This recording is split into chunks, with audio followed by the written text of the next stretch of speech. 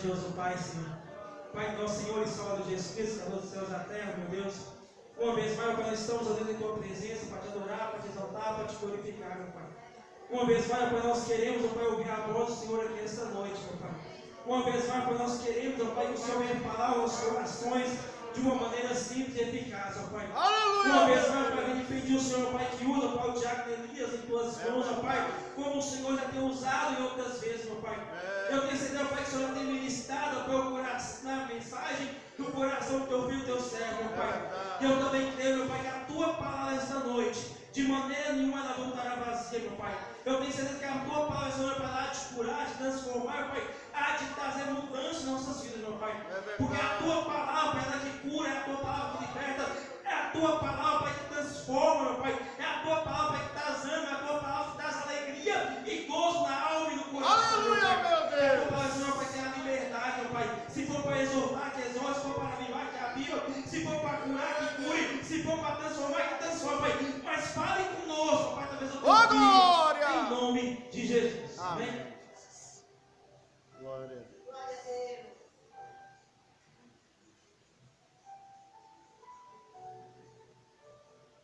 Tu és poderoso. Glória a Deus. Todos os irmãos na paz do Senhor Jesus Cristo. Amém.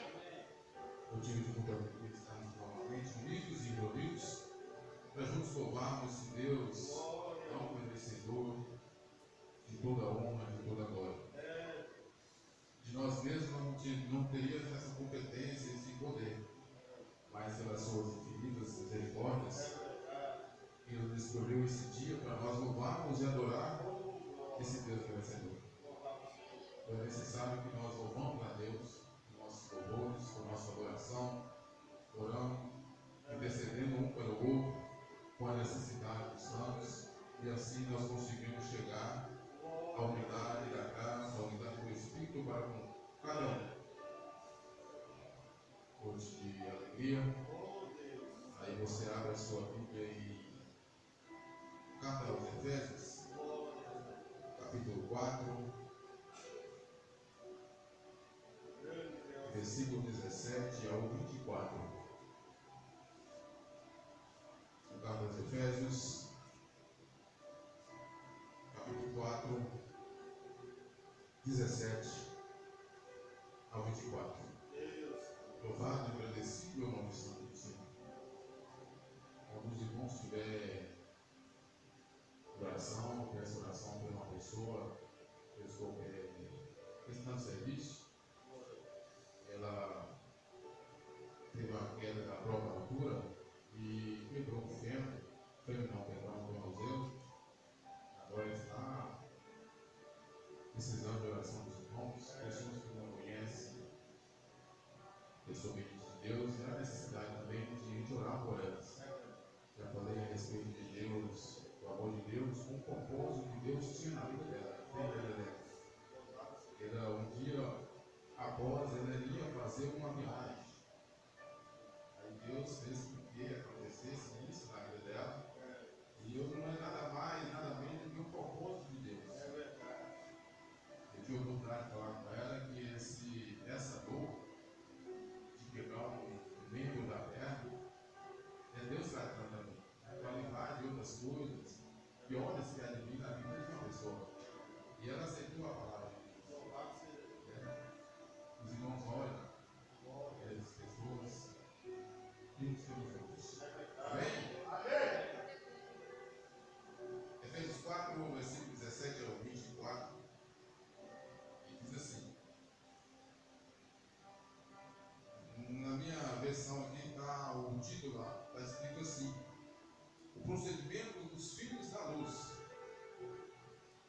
Assim eu digo, e o Senhor insisto, que não viva mais como os gentios, que vive na inutilidade dos seus pensamentos. Eles são obscurecidos do entendimento e separados da vida de Deus por causa da ignorância em que estão. Devido ao endurecimento do seu coração, tendo perdido toda a sensibilidade, eles se estragam a depravação.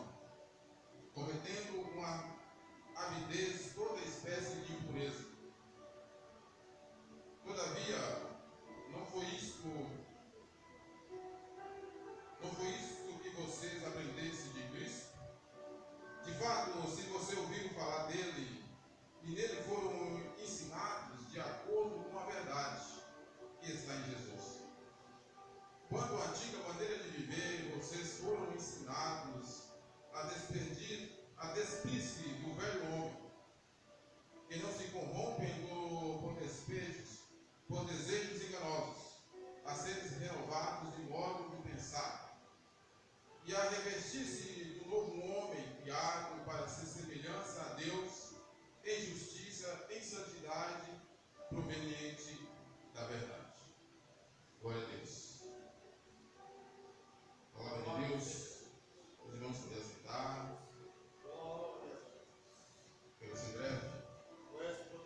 Essa palavra do Senhor no meu coração da igreja. Vamos encaminhar diz bem onde é que nós reunimos. Há muitas necessidades. Uns de louvar, outros de pedir. Eu creio que os irmãos pediram. Talvez muitos chegaram tristes, outros chegaram alegres, outros deitando. Talvez muitos não venham por causa de uma tristeza no coração. Mas aqui nós estamos de um coração mútuo. Seja presente, seja não presente. Nós oramos, porque sou bem-vindo de Jesus Cristo e Deus intercede por essas coisas. É necessário que onde é que reunimos, haja louvores, haja exaltação, como diz o nosso Marquinhos na sua oração, para me proceder. E falamos dos salmos, em hinos, cânticos espirituais, cantando e louvando ao coração do Senhor. Para nós enchermos do Espírito, sejamos cheios do Espírito. E Paulo enfatiza muito bem isso no carta aos Efésios. No capítulo 4, irmãos, de Efésios, a partir do primeiro versículo até o versículo 16, Paulo traz um esclarecimento sobre a necessidade de nós vivermos em unidade. Ela é essencial na vida do cristão. Nós vivemos em unidade. Por que unidade? Porque sobre o nosso corpo nós vivemos, nós temos nossos membros diferentes do outro. E quando um machuca a dor de cabeça, o seu corpo tende a sofrer um pouco. Você fica debilitado. Por causa daquele momento que está sentindo, você todo vai sentir o corpo todo. Quando você está com a dor de cabeça, você não rende no seu serviço.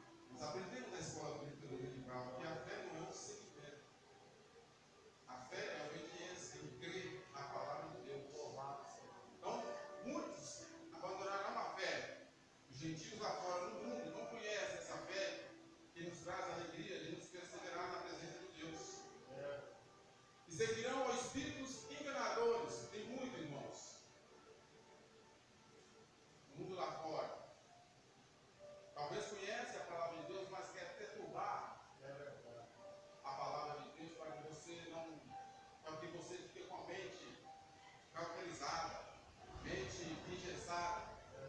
Porque Paulo, na carta aos Efésios, da igreja de Éfeso, Paulo queria começar pela mente deles. Paulo queria entrar na mente através da mente se transformar os seus corações, primeiramente na mente. É o que nós temos que fazer nos nossos dias de hoje. Nós temos, primeiramente, buscar a Deus no entendimento, na sabedoria, buscar a Deus na graça para nós discernirmos as coisas que há por vir, que há de vir, que já passou.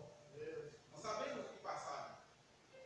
Nossa irmã disse muito bem, não era fácil, era para morrer. Mas graças a Deus, Deus nos livrou. E ela conta a bênção. Mas o mundo lá fora não sabe o que é por vir. Mas nós sabemos o que há de por vir. Porque nós temos que ter essa mente brilhante, que é a mente de Cristo, foi em 2 Coríntios 2, 1 Coríntios 2,16. Nós temos que ter essa mente de Cristo. Enganadores e doutrinas de demônios. Paulo exortando a Timóteo para não apartar da palavra de Deus. Tais ensinamentos vêm de homens hipócritas, mentirosos, que têm consciência, que têm a mente cauterizada. Eles só pensam em si mesmos, irmãos. Só pensa no seu próprio ego, no seu orgulho, no seu autoconfiança. Isso é perigoso. Mas nós temos a mente de Cristo. Aleluia. Voltando em Éfeso 14, 17, que não vivemos como gentios, que vivem na inutilidade, são coisas vãs. E eles vivem, quer saciar o seu bel prazer na bebida, na orgia, nas drogas, na jogatina, na mentira, na roda de fofoca. Esses gentios, o mundo lá fora, eles trocam Deus por isso, por algo inútil na sua vida. Mas Paulo exorta que esses pensamentos deles são obscurecidos do entendimento. Eles não conhecem a Deus.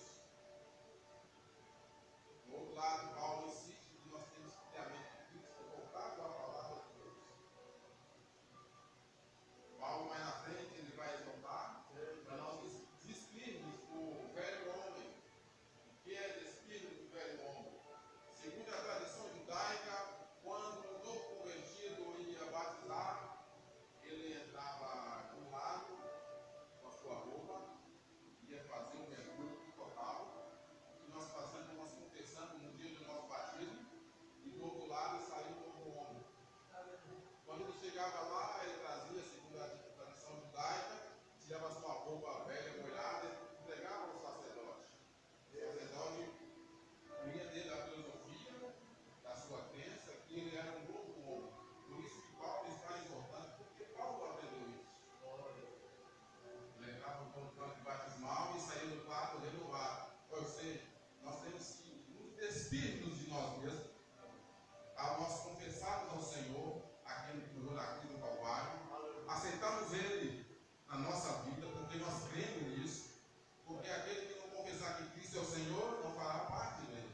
Não é testemunho de Jesus Cristo, como diz João, mas nós cremos. Nós fizemos um ato público de receber Cristo, batizamos e saímos do outro lado, renovado, novo homem, com vestes de roupa, com roupas novas. Esse revestimento de novo homem é em Deus. Mas que nós possamos ter essas vestes novas na presença de Deus. Aleluia. Diante disso, é necessário nascer de novo. Por que é necessário nascer de novo?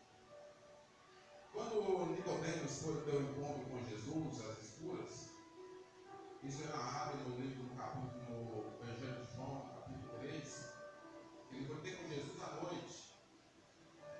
Talvez porque ele via os milagres que Jesus fazia. E ele reconheceu que verdadeiro era o Filho de homem, era Filho de Deus. Mas ele pertenceu a uma classe elitizada, teve medo de procurar Jesus à noite, e teve fome com Jesus.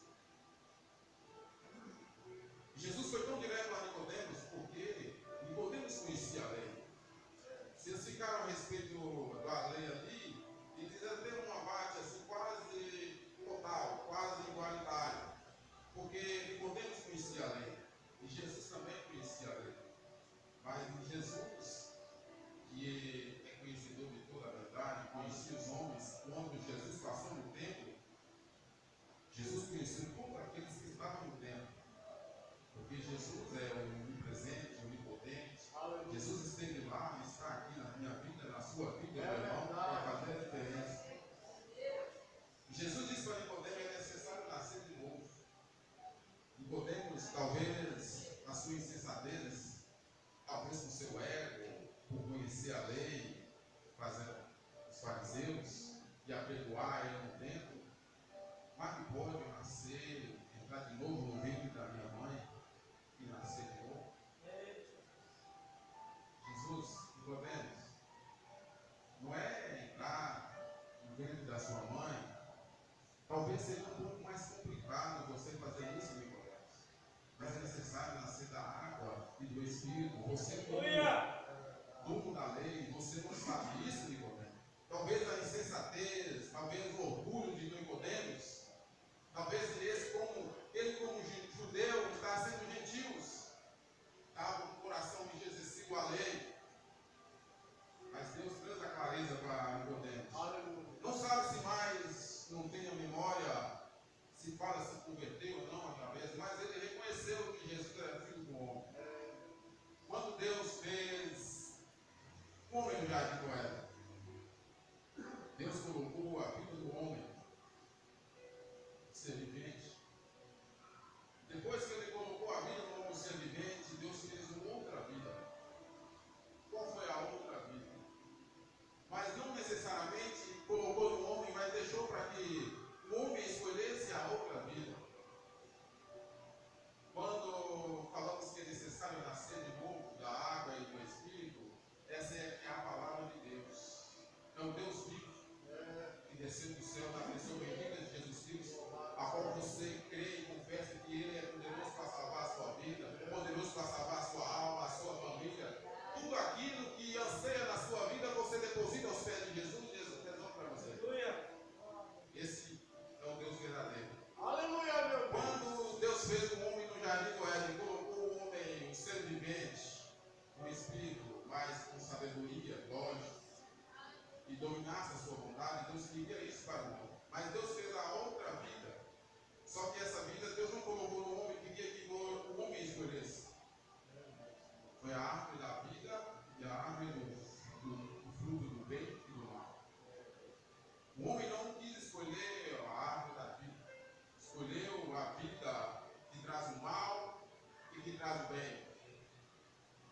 O homem, nós estamos nessa mesma situação nos dias de hoje, irmãos. O que Adão fez, nós estamos nessa mesma situação. Só que nós temos uma oportunidade e a última oportunidade, porque Jesus morreu na cruz do Calvário. Aquela árvore da vida, ela morreu na cruz do Calvário. Lá Deus deu já um livre-arbítrio para escolher. O homem não escolheu. Mas é necessário nós nascermos da água e do Espírito para nós continuarmos nessa vida esperando em Cristo a palavra verdadeira. E Paulo nos orienta. E nós não andamos com os pensamentos dos gentios que vivem em inutilidade, pensamentos contrários à palavra de Deus. Eles são obscurecidos de entendimento, separados da vida de Deus, não tem prazer na vida de Deus. Você que é cristão, você é dependente de Deus. E você não faz outra coisa se não colocar Deus em primeiro lugar, em qualquer propósito da sua vida, a não ser Deus em primeiro lugar. Ou no seu deitar, no seu levantar, você vai depender de Deus. E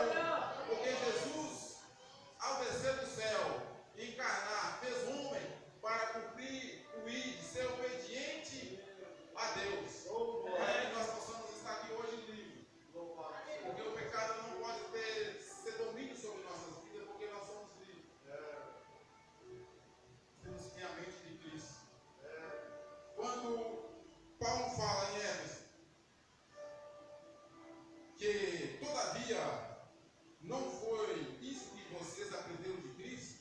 De fato, vocês ouviram falar dele e nele foram ensinados de acordo com a verdade que está em Jesus. Em Jesus, meus irmãos, não há falsidade. Jesus é verdadeiro. Jesus é aquele homem que desceu do céu e encarnou sobre a terra, mas ele é Deus. Todo aquele que confessar que Jesus é o Filho de Deus está testemunhando das coisas de Deus. Pois nós temos que crer que Cristo é o próprio Deus que veio a essa terra. E ele não há engano, ele é verdade. Quando nós conhecemos a Jesus, aquele Cristo ressurreto, que fez todas as maravilhas, que fez todo o prodígio, na sua parábola, quando ele conta do filho pródigo,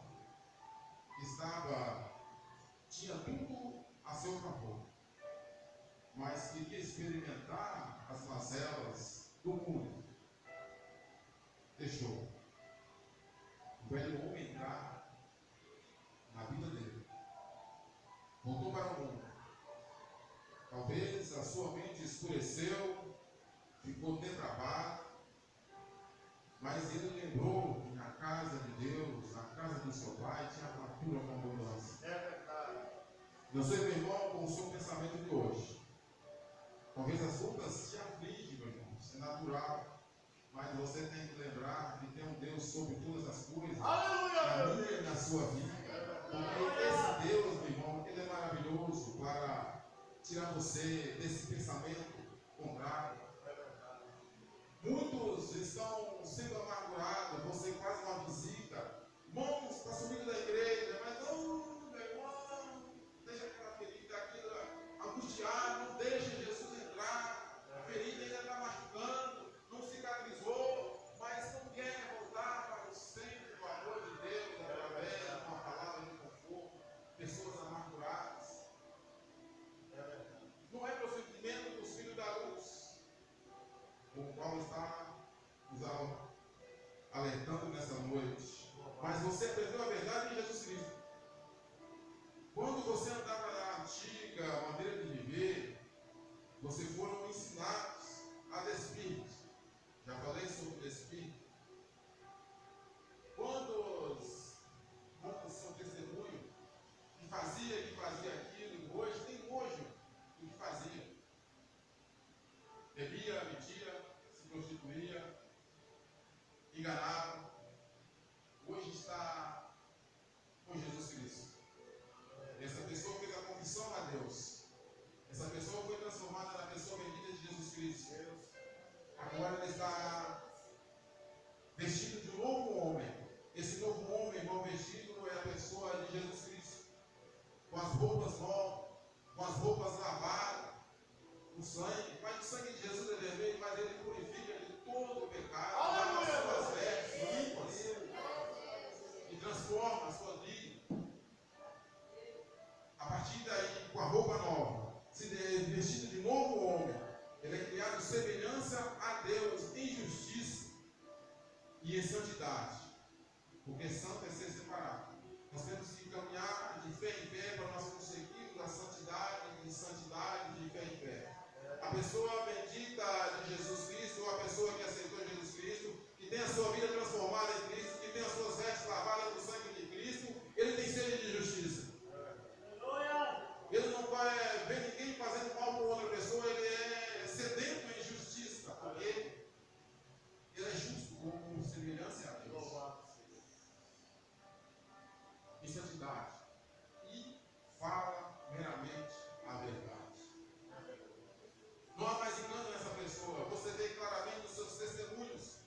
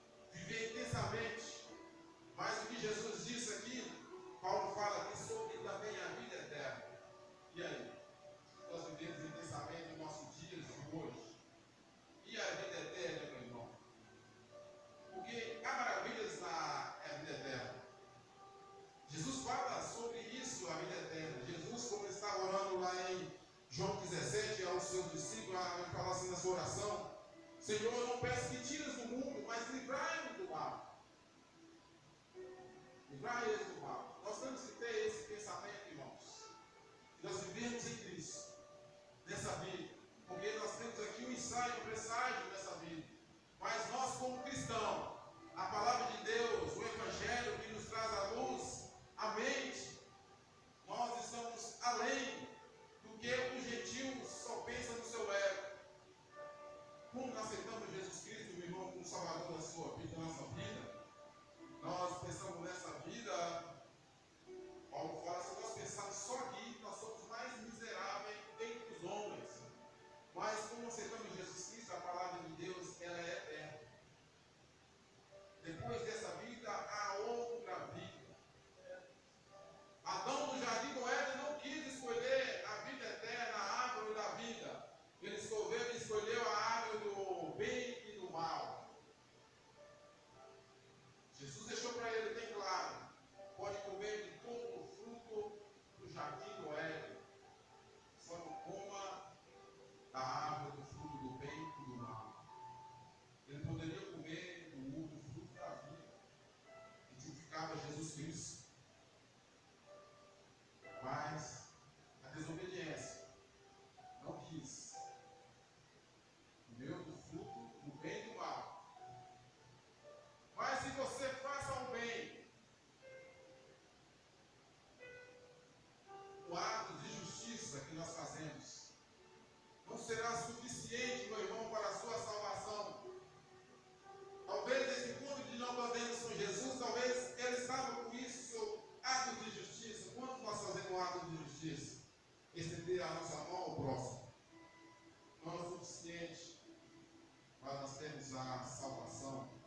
Não é o suficiente para nós alcançarmos a vida eterna. Lógico, vai ter um processo, vai passar por purificação. Mas em Isaías 69, 64, 9, fala que isso, tudo isso, talvez nossos atos de justiça é como um trapo de imundícia, se nós não aceitarmos Jesus Cristo na nossa vida.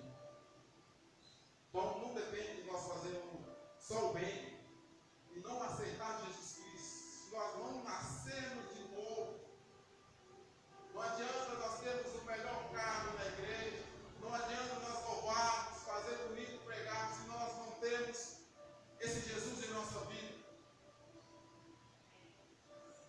A nossa mente, o Evangelho, como eu disse, o Evangelho nos transforma por completo. Não com remendo, não alimenta o engano, meu irmão. Porque Jesus nos vê por dentro e por fora.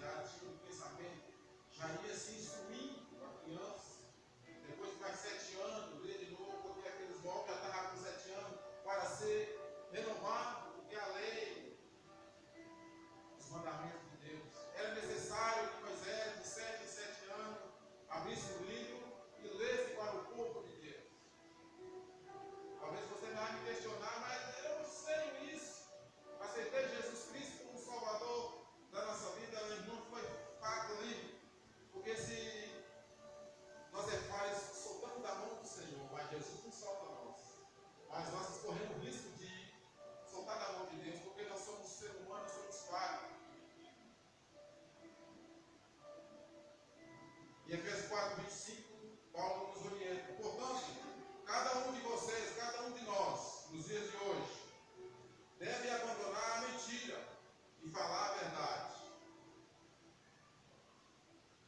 Estão no mente, irmãos? Estão no mente? Fala a verdade ao seu próximo. Pois são todos membros de um só corpo. Quando você fica irado, não peque. Apazigue a sua ira antes que o sol se ponha. Perigoso, irmãos. Quer dizer, é com você. Talvez, cristãomente, Paulo traz uma correção para nós nos dias de hoje.